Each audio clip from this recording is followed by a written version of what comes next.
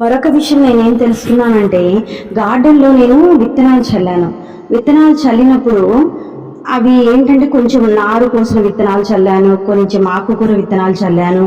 అయితే కలుపు మొక్కలు ఆ విత్తనాల మొక్కలు ఒకేలా వచ్చాయి.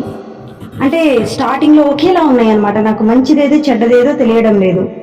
అలా తెలియకముందే నేను వాటిని పీకేసాను అనుకోండి, నేను మంచి విత్తనాలు కూడా లాస్ పోవాల్సి వస్తుంది. అందుకే నేను ఏం చెప్తున్నానంటే, దీని ద్వారా నేను ఏం నేర్చుకున్నానంటే, వాళ్ళు వీళ్ళు చెప్పిన మాటలు విని మీకు దగ్గరగా ఉన్న మనుషుల్ని దూరం చేసుకోకండి. కొంచెం టైం ఇవ్వండి. టైం ఇస్తే వాళ్ళు మంచోళ్ళో చెడ్డోళ్ళో నిజ స్వరూపం మీకే ఆటోమేటిక్గా తెలిసిపోతుంది. వాళ్ళు వీళ్ళు చెప్పారని మీ దగ్గర ఉన్న మంచి వారిని దూరం చేసుకోకండి. నేనేమనుకున్నానంటే, ఆ కలుపు మొక్కలు ఆ మంచి విత్తనాలు పెరిగిన తర్వాత నాకు రెండిట్లో ఏదో ఒకటి మంచిదో చెడ్డదో డిఫరెన్స్ వస్తుంది, ఆ తర్వాత పీకేద్దాము అని అనుకున్నాను. ఓకే.